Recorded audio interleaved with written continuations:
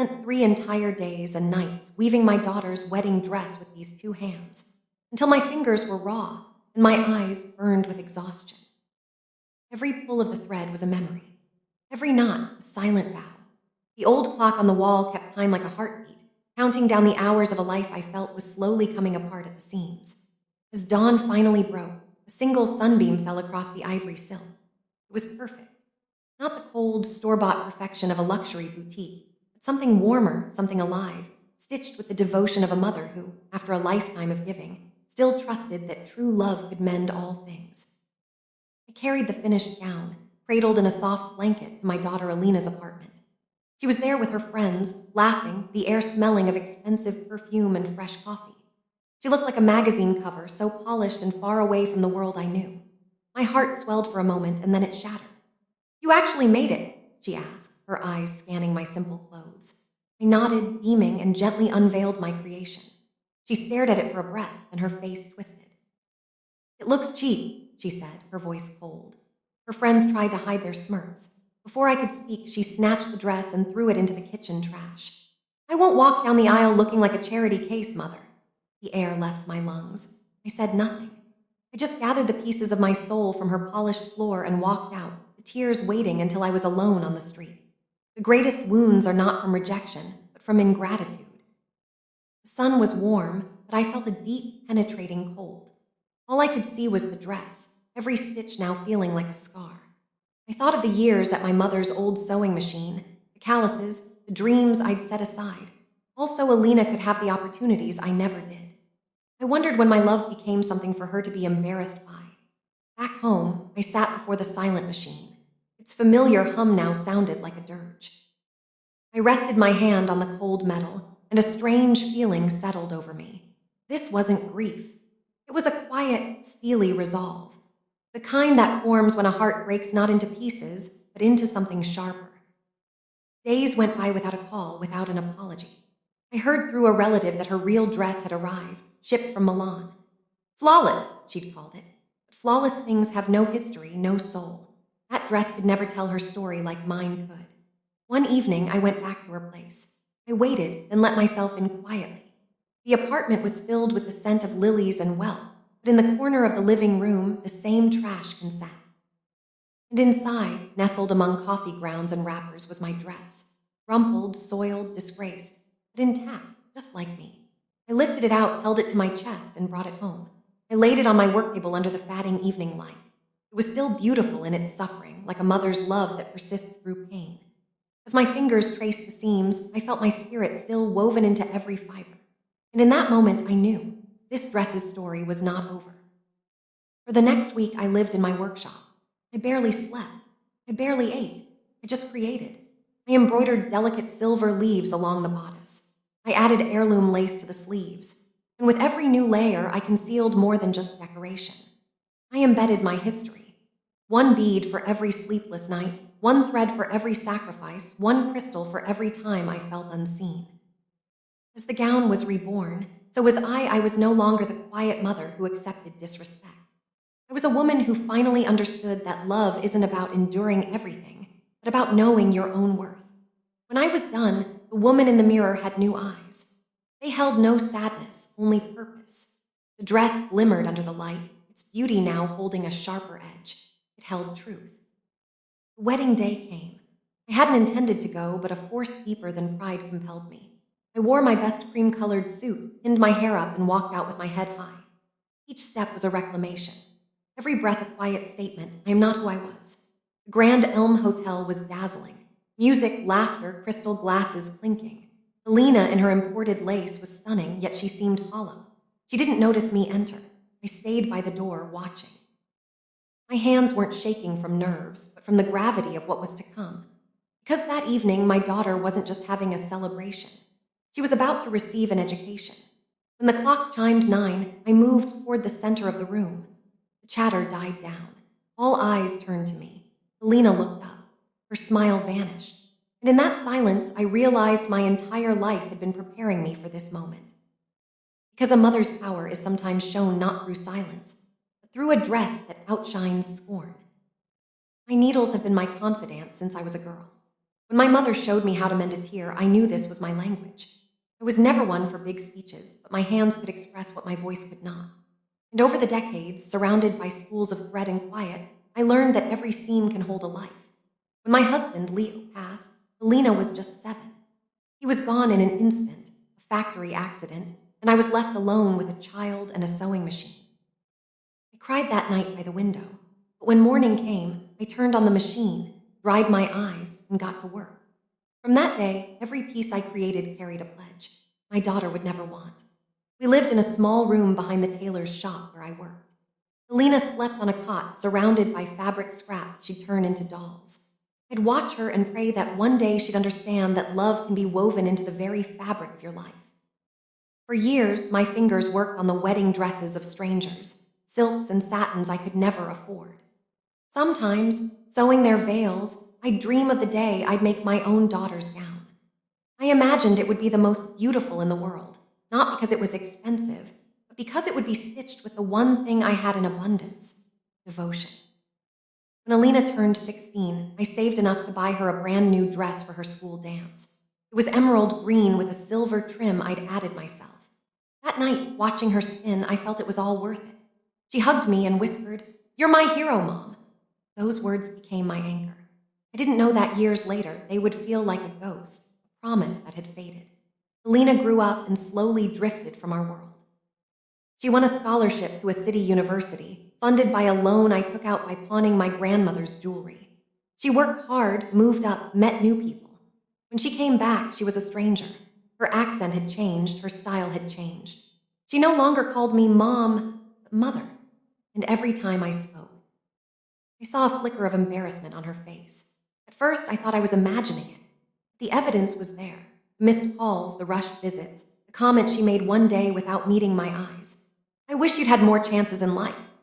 That sentence pierced me deeper than any needle, because she was telling me that the world I built for her was no longer enough. That my hands, the hands that clothed her, now held less value. Still, when she told me she was engaged, I felt a pure, hopeful joy. I thought this was my chance to give her the gift I'd held in my heart for so long, her wedding dress. I offered to make it, and after a pause, she agreed. I saw it as an olive branch, a way to repair the distance between us. That night, I sat at my machine and whispered a prayer. "Please, let every stitch be a blessing." I spent days selecting fabrics within my budget. Silk remnants, delicate tulle, tiny pearls a client had given me in thanks. Every thread carried a hope, every fold a hidden prayer. And inside the lining, where no one would see, I sewed a small swatch from my own wedding dress. It was my way of saying, "Take a piece of me with you, my girl. Even if you don't see me, I'll be there." But when she rejected it, she wasn't just throwing away a dress. She was discarding my story, my love, the invisible tie that still bound us. That night, I didn't sleep. I stared at the dark machine and thought of my mother, who also sewed until her hands were stiff. She always said, "My dear, women like us don't have fortunes. Our power is in our fingers." And then I understood. My strength wasn't in her acceptance, but in my ability to keep weaving my own path, no matter how many times it was torn. I touched the rescued dress again. I felt the torn seams and knew my love was still alive within them. I thought of all the hugs I gave that weren't returned, the awkward pauses, the times she'd say, "Mother, maybe wear something else." And I knew that humiliation, if tended with patience, could also become a lesson. Because pain doesn't always destroy, it can forge you. And that forging had begun. In the days that followed, something shifted inside. I began to sew not for her, but for my own spirit. Every stitch was a step toward healing. The thread flowed smoothly, as if the machine understood my heart. I wasn't just embellishing a gown anymore. I was stitching together my liberation. And though Alina was unaware, I had a plan. On her wedding day, she would wear the dress she bought, but everyone would remember the one she scorned. Because some loves are quiet, and others answer with elegance, and mine was ready to gleam. The wedding day dawned under a thick gray sky. It wasn't raining, but the air was heavy, as if the universe itself knew a reckoning was due. I put on the only nice outfit I owned, the same one I'd worn to my father's funeral, and did my hair with care, not for them, because I was going to face my past with my chin up. I folded the transformed gown into a linen bag, the care of someone carrying a sacred object. It wasn't a peace offering or an accusation. It was a reply, a silent answer to a daughter who had forgotten the meaning of unconditional love. I walked to the bus stop, the bag held tight against my chest. The ride felt eternal, and with every turn, I remembered the times when Alina and I were two halves of one whole, when we'd laugh over nothing, when she'd hug me without a second thought. Those memories now ached more than any needle. The hotel ballroom was immense, all marble and gold, with a ceiling that seemed to reach the heavens. Sea of white roses, sparkling chandeliers, flawless tables. It was all impeccable and utterly empty of heart. I paused at the entrance, watching the crowd mingle. Alina was in the center, glowing in her new dress, a gown that, for all its cost, couldn't hide the chill in her smile. When she saw me, her face went stiff. I started toward her, but a woman, the groom's mother, I assumed, stepped into my path. "You must be Alina's mother," she said with a thin smile. I nodded. "Lovely to meet you," she lied. "Would you mind waiting back there? We're starting the family photographs." She gave me the same assessing look I'd endured my whole life, and I complied. I stood near the back by the potted plants, a specter at my own flesh and blood's party. During the ceremony, no one spoke to me. A few offered polite nods. Most looked through me. Alina didn't acknowledge me. I wasn't her mother that day. I was a secret she wanted to keep. The music swelled. The couple danced. The room applauded. I clapped too, but my hands trembled with a contained fire. I watched my daughter hold her new husband, so assured, so proud, as if life was finally hers by right. And for a second, I wondered if she'd forgotten who held her up when she stumbled, who taught her to be strong, who sewed her first party dress, who traded her own dreams for her security. And then I knew. She hadn't forgotten. She had simply chosen to ignore it. Because sometimes love is so painful, you'd rather bury it than face it. I decided to stay a little longer, not to watch her, but to witness. I wanted to see the exact moment my daughter became a stranger. One of the bridesmaids came over with an uneasy smile. "Can I get you a drink?" "Just watching," I said. "Watching what?" "How quickly a mother can become a ghost." The young woman looked down, uncomfortable. I gave a calm smile. There was no anger in my voice, just a deep, old sorrow that was no longer searching for a reason. As midnight approached and the guests were lost in the music, I stood from my chair and walked into the middle of the dance floor. The gown was in my hands. One by one, eyes turned toward me until the music faltered and the room fell silent. Alina turned, confused, the color draining from her face. "What are you doing, Mother?" she hissed. "Please sit down." "I only came to return something that belongs to me," I said, holding up a linen bag. The whispering started again, louder. Some guests chuckled, others stared. I opened the bag carefully and drew out the dress. The same one she'd called cheap, but it was unrecognizable. It shone. The ballroom lights caught the silver leaves and crystals, and the restored lace looked ethereal. It was a gown fit for royalty. The silence was profound. Alina took a step back, her eyes welling up, and for the first time in years, I wasn't the cause of her tears. "What is this?" she whispered, her voice shaking. "Your dress, Alina, the one you discarded." "But it's stunning now."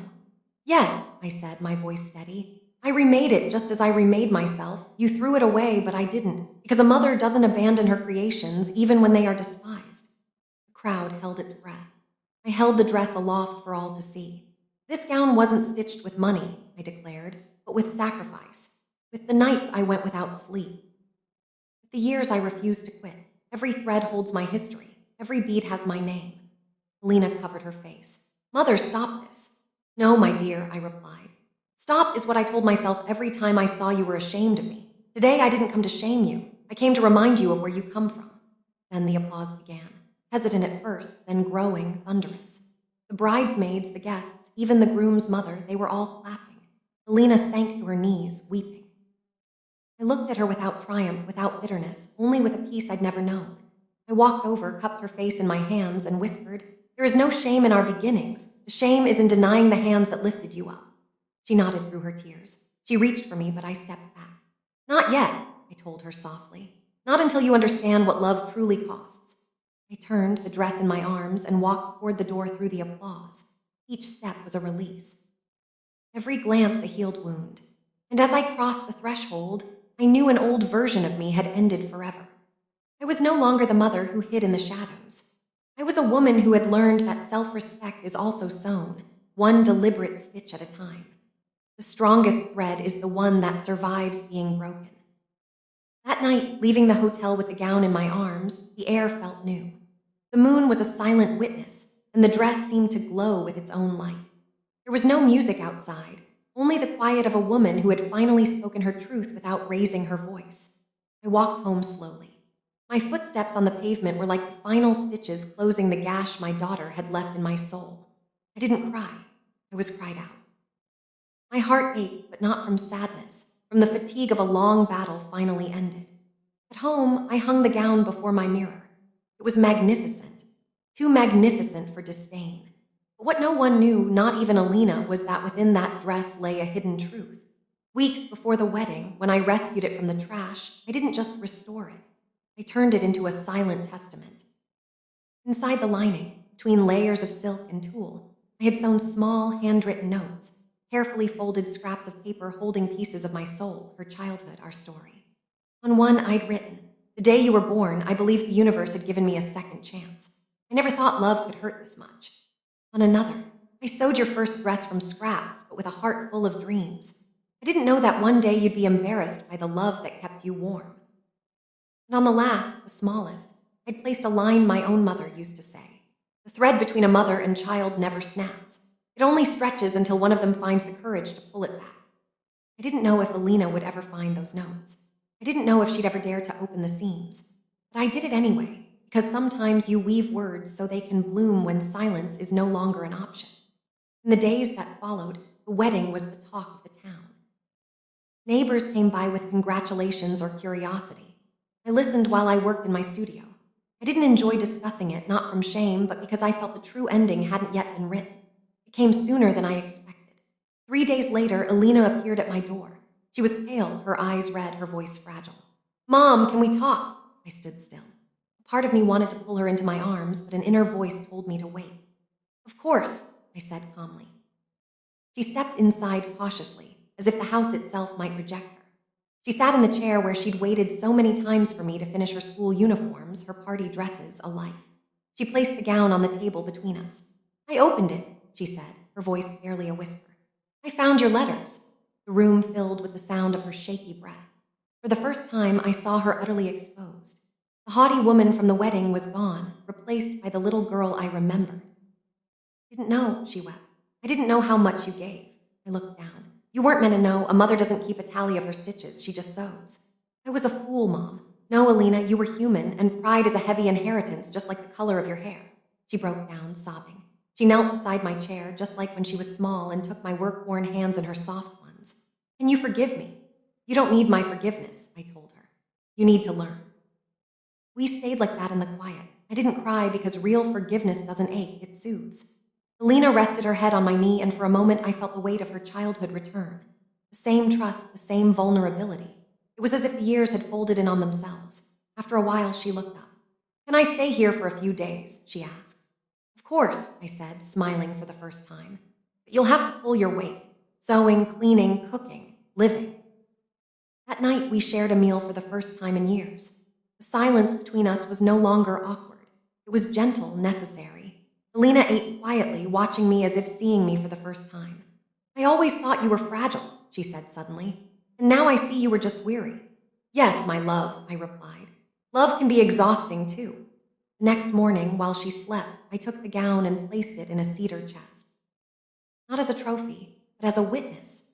Proof that even the most torn connections can be rewoven if you have the bravery to accept the scars. Before closing the lid, I added one final note. "When you read this, I may be gone, but remember, humility isn't given, it's earned. And you, my daughter, have just begun to learn the weave." I closed the chest and put it away on a shelf next to my threads, my needles, and the leftover green fabric from her 16th birthday dress. Everything that had been my life, everything that once defined me, now rested in that quiet space. And for the first time in a very long time, I felt a profound peace. Not the peace of forgetting, but the peace of someone who has mended her own spirit and left the seams visible, a part of the beauty. The days Alina spent with me were unlike any we had shared before. We had breakfast together, we talked, we shared silences that didn't hurt. I sewed in my studio, and she sat by the window, watching. Sometimes she'd try to sew with me, pricking her fingers, laughing through her frustration when the thread tangled. It was like watching the girl who once asked why my homemade dresses were always the most beautiful, even without labels. Peace, like all things, is fragile when old wounds are still healing. One afternoon, as we washed dishes, the phone rang. Alina dried her hands and answered. Her face changed. "It's Cassandra Whitlock," she murmured. Her husband's mother, the woman who had looked at me at the wedding as if I were staff. Helena listened, nodding nervously. When she hung up, her voice was low. She's coming for dinner tomorrow. She says she needs to speak with both of us. The plate in my hand slipped and shattered on the floor. With me? I asked. Yes, Mom, she said it's important. Then let her come, I said, my voice firm. But let her come with honesty, not just politeness. I didn't sleep that night, not from fear, but from a STRNGE Chinese letter. There was something about Cassandra Whitlock that felt eerily familiar, a thread I couldn't quite pull. I spent the hours cleaning, setting the table, preparing a simple meal, not to impress her, but because self-respect is shown in the details you keep. At 8 o'clock sharp, the doorbell rang. Helena answered. The woman walked in, wrapped in a cashmere coat and a cloud of strong perfume, the kind that tries to mask the scent of history. Good evening, she said, her eyes barely touching me. Good evening, I replied. Please sit. We sat at the table. For the first few minutes, no one spoke. Helena pretended to be calm, but her napkin was clenched in her fist. Cassandra fiddled with her spoon, avoiding my gaze. I waited because I knew truths, like stubborn threads, eventually unravel. I suppose you don't remember me, Cassandra finally began. No, I said, but my memory holds onto voices that have cut me, and yours at the wedding was one of them. Helena pressed her lips together. The woman sighed, looking down at her hands. You're right, and that's why I'm here. A long silence filled the room, broken only by the ticking clock. She continued, many years ago when I was young, my family employed a seamstress, a woman with incredible talent who charged far too little. I was arrogant. I treated her poorly. I made her wait for payment, sometimes didn't pay her at all. Then one day, she was gone from the shop. I heard she'd been widowed and had a young daughter to raise. My hands went cold. My heart stuttered. What are you saying? I asked. The woman looked at me, her eyes glistening. That woman was you. For a moment, the world stopped. I remembered that shop from a lifetime ago. I remembered her face, younger then, adorned with jewelry, her voice always commanding. Yes, I whispered, more to myself than to her. It was you, Mrs. Whitlock. The same woman who berated me for a single crooked stitch and dismissed me without my final pay. I knew, Cassandra replied. The day of the wedding, when I saw you in that ballroom, I recognized you immediately. But I didn't have the courage to face you because shame is heavier than any jewel. Helena looked at me, horrified. You work for her, Mom. I nodded.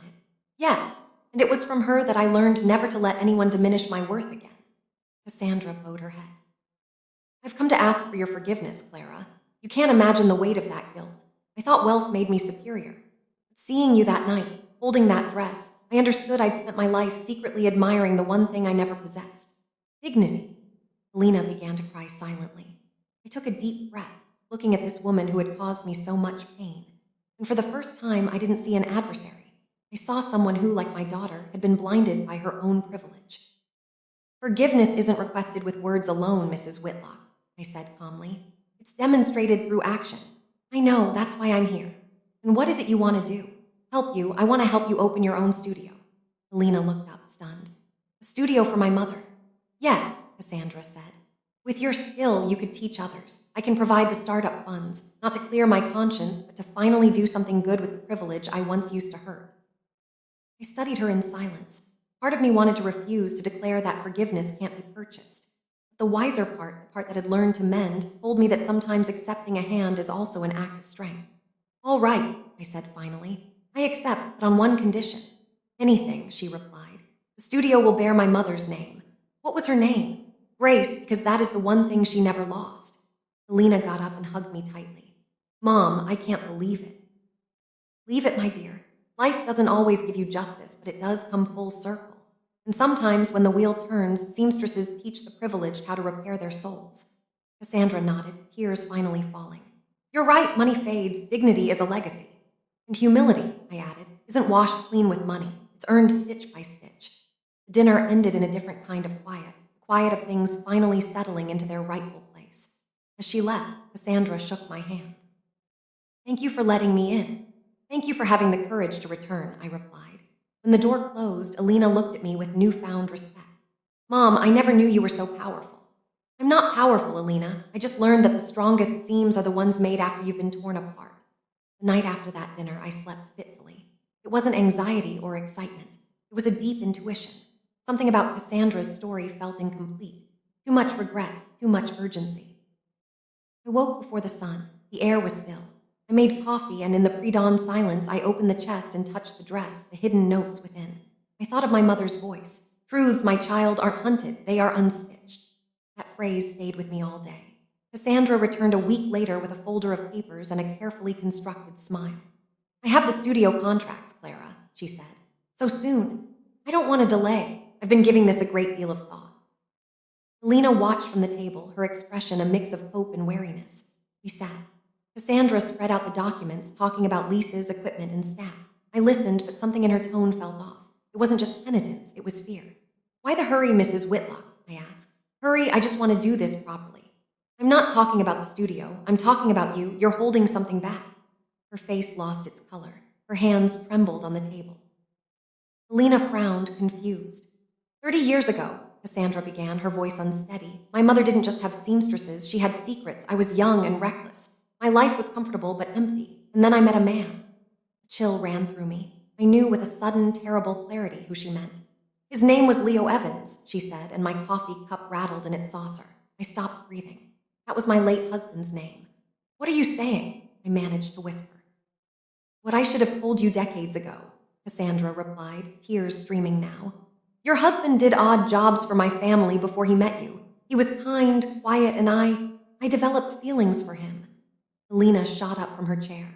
What? I never acted on it, Cassandra rushed on. I never pursued him after he married you, but the day he died, I was there. The air grew thick.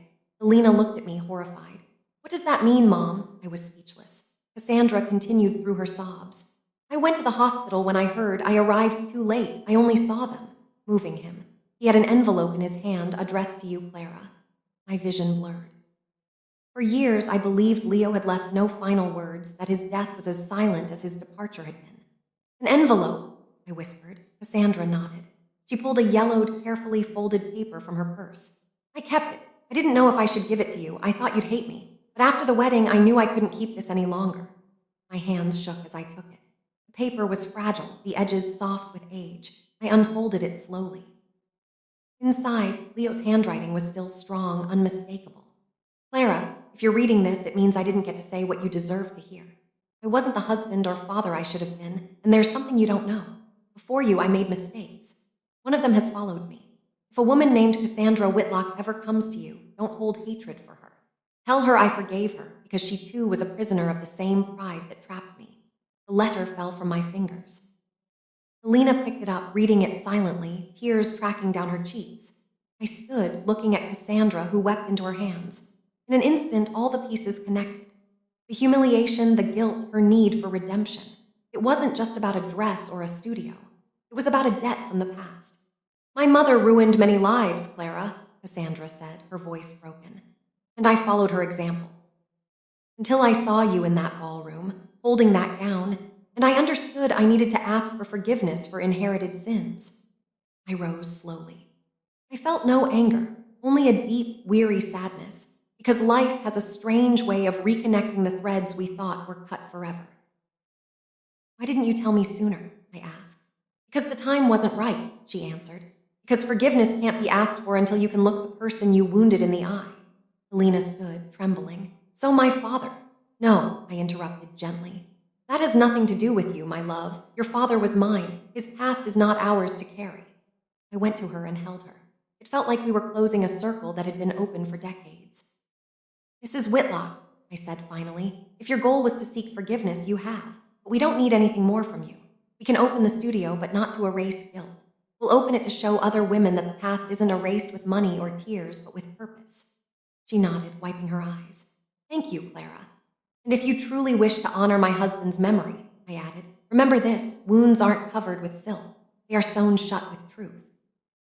After she left, Elena stood at the window. Mom, everything you went through. It was all for love, wasn't it? Yes, my dear, but not just for your father. For you, too. Because I realized that a mother's love is the only kind that doesn't need an audience to be valid.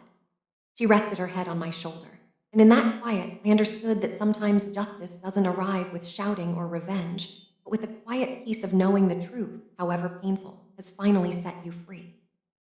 Next week, when the emotional dust had settled, a letter arrived. It was from a law firm in the city. My name was written on the envelope in an elegant, old-fashioned script, Clara Evans. For a second, my heart stalled. It had been years since I'd seen that last name next to my own. Leo had left me first with his silence, then with his absence, and now, from beyond, he seemed to be speaking again. The envelope was heavier than it looked. I opened it slowly with unsteady hands. Inside was a sealed letter and a small manila envelope secured with wax. Alina was with me.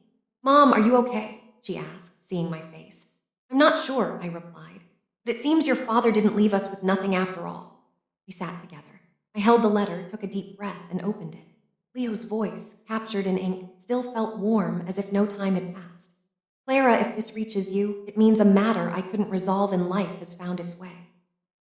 I never knew how to apologize with words, but you always understood the language of quiet, so I trust you to read between these lines. I didn't give you an easy life, but I hope this gives you something more valuable than money. The truth. In the packet are documents for an account I never told you about. It isn't much, but it was earned cleanly by my own hands. It's for you and Alina, so you never have to depend on anyone's charity again. But there's more. A journal. In it, I wrote everything I couldn't say aloud and everything I learned from watching you love, even when you weren't loved in return. If you remember me, let it be not for my failures, but for the seams life forced us to sew together. I sat motionless, my eyes fixed on the page. It was the first time in years I felt Leo was truly speaking to me without masks or excuses. Alina hugged me. "Mom, he did love you." "Yes," I said, tears finally coming. He just didn't know how to show it. The manila envelope contained a worn leather journal. Its pages were filled with Leo's messy script, entries from different times in his life. The early pages were about us, the day we met, my laughter in the workshop, how my sewing made him feel at home. Then the pages darkened, filled with his frustration and fear of not being enough. I can't bear to watch the world look down on her for her simplicity. She sews as if she's repairing the universe itself, and all I do is watch things fall apart. We read in silence until we reached the final entries, written in his last days. "If you ever feel alone, Clara, find the blue thread. It's in the drawer with your old fabric scraps.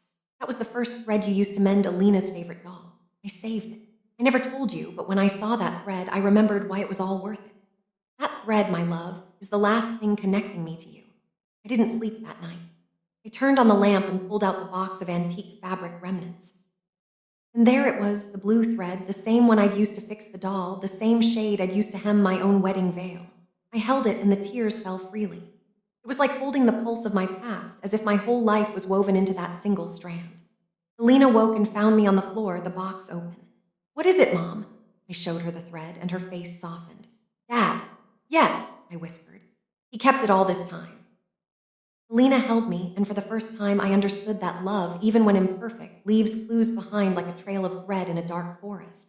Sometimes you just need the courage to follow it. Days later, Cassandra came to the studio. I hadn't seen her since the revelation about Leo. She brought flowers and a weary expression. "I came to help with the contracts," she said. "It's not necessary. The studio will open, but on new terms." "New terms?" "Yes," I replied. "Not out of pity or guilt. I'll do it out of dignity." I told her about the letter, the blue thread about Leo. She cried. "He wrote me a letter, too," she confessed, "but I never had the strength to read it." "Then read it," I told her, "because the departed don't rest until their truths are heard." The day we opened the studio was bright and clear. Neighbors, women from the community, came out of curiosity. Some brought old fabric, others just a desire to learn. I hung a sign above the door, Grace Studio. Every stitch tells a story. As I taught those first students to sew, I remembered my mother.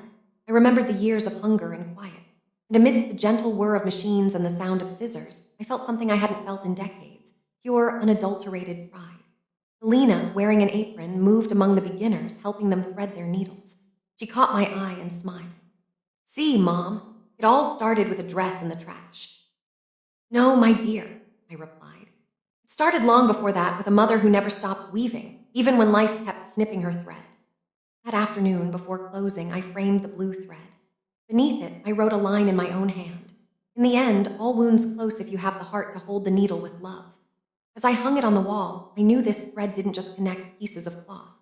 It connected generations, stories, pains, and forgiveness.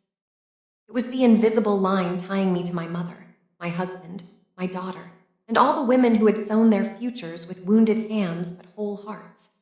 That night before bed, I opened Leo's journal one last time.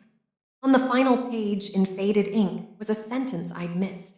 Love isn't always woven with thread. Sometimes it's woven with surrender, and sometimes with the quiet of someone waiting to be understood in another lifetime.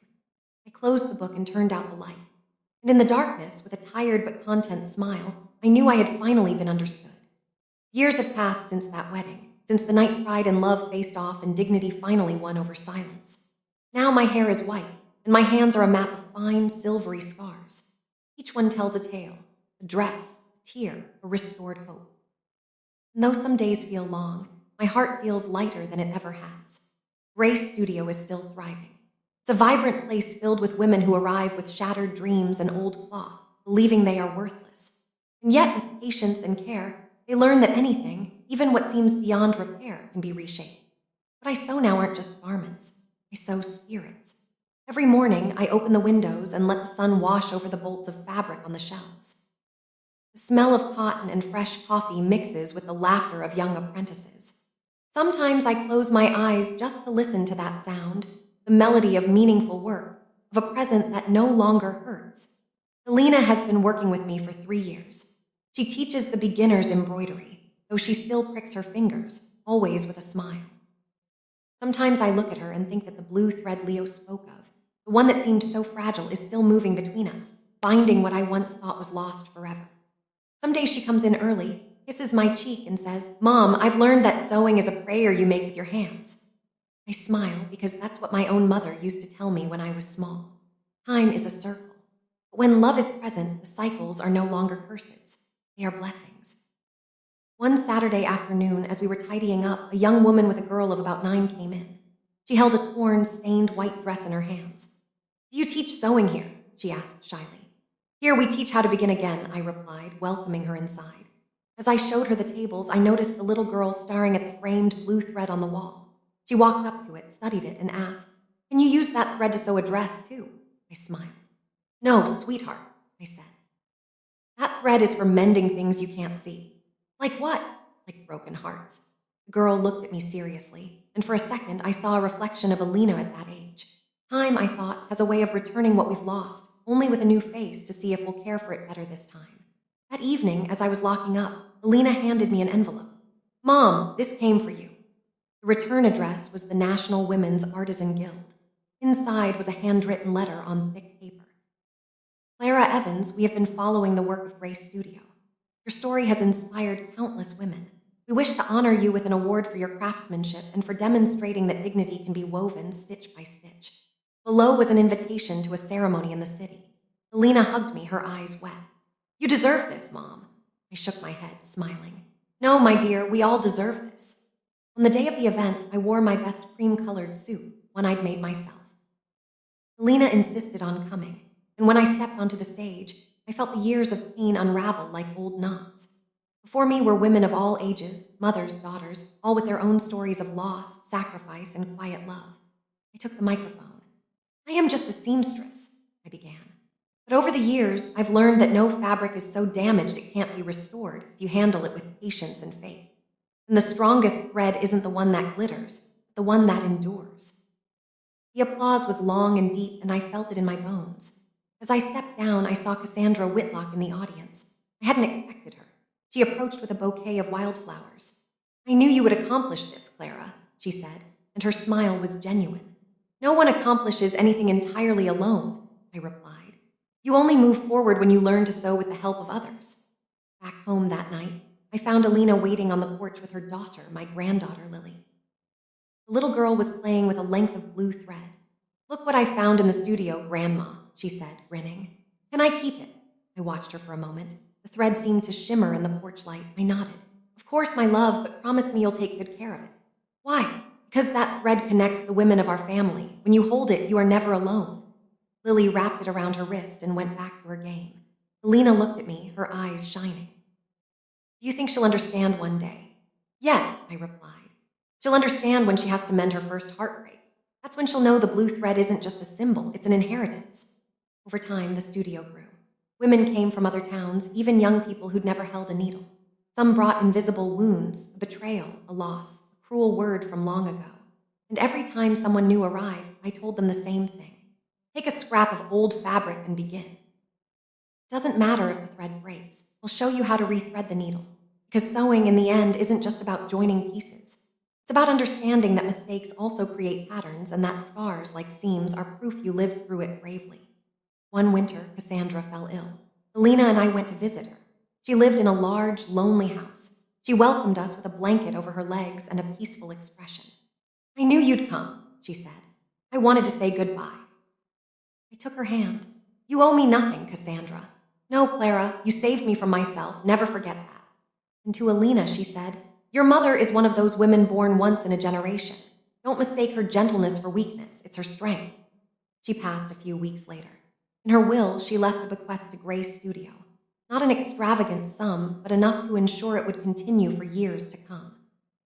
And in a small, handwritten note, she'd written, thank you for sewing with the thread of forgiveness what I had torn apart with pride. I cried when I read it, not from sorrow, but from release, because I saw that in the end, each of us had played our part. She by seeking forgiveness, and I by learning to grant it. Today, as I write these final words, I hear Lily laughing in the yard. She's learning to sew with Alina, using the blue thread she found. Her small, clumsy hands guide the needle, and even when she keeps smiling. That smile is the purest legacy I can leave her. I watch from my rocking chair and think that life, in the end, is very much like a piece of cloth. It gets stained. It tears. It stretches thin. But there is always, always a thread ready to bind it back together. I was a seamstress, a wife, a mother, and now I am a teacher.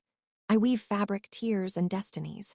And if I've learned one thing, it is that love isn't always shown in grand gestures or loud words. Sometimes it is shown in the quiet persistence of one who, against all odds, keeps on sewing. I close my eyes and remember that first night, the one where my daughter called my gift cheap and threw it away. If someone had told me then that it would be the start of our redemption, I wouldn't have believed them. But now I know that the deepest wounds aren't meant to destroy you. They are openings for the light to enter. This is my last story, the final stitch I'll make with these aging hands. But I am not afraid, because I know that when I am gone, Alina and Lily will continue to sew with the same thread, joining the remnants of a legacy built on love, dignity, and grace. And when the world judges them for being too simple or for giving too much without expectation, they will remember my words. There is no stronger stitch than that of a woman who has known sorrow, because she who has wept knows how to hold the needle with compassion. I smile, close my eyes, and let the quiet wrap around me. The blue thread rests in my lap, warm, vibrant, as if it still has a life of its own. And just before I drift off, I think I hear my mother's voice, soft and distant, saying, "You can rest now, my child. The final stitch is complete." People sometimes ask me if I would live my life over again, if I would endure the humiliations, the tears, the silence once more. And my answer is always the same. Yes, because every hurt taught me to sew with greater strength. Every rejection taught me not to beg for affection. And every sleepless night reminded me that self-respect is the one garment you must never take off. Today, I look at my hands and see in them the history of all the women who, like me, learned to sew not for pleasure, but for survival. Women who mended shirts, hearts, and families. Women who didn't wait for applause, only for respect, and who knew you don't need wealth to have worth. My studio remains open, and every time I hear the sound of a needle passing through fabric, I feel life whispering to me that nothing was in vain. Because even as the years pass, the blue thread remains. Connecting generations, connecting loves, connecting stories. If this story moved you, please let me know by liking this video. It truly helps the channel. I'm so grateful for your support. I'd love to hear which part resonated with you most in the comments below. I'm your host.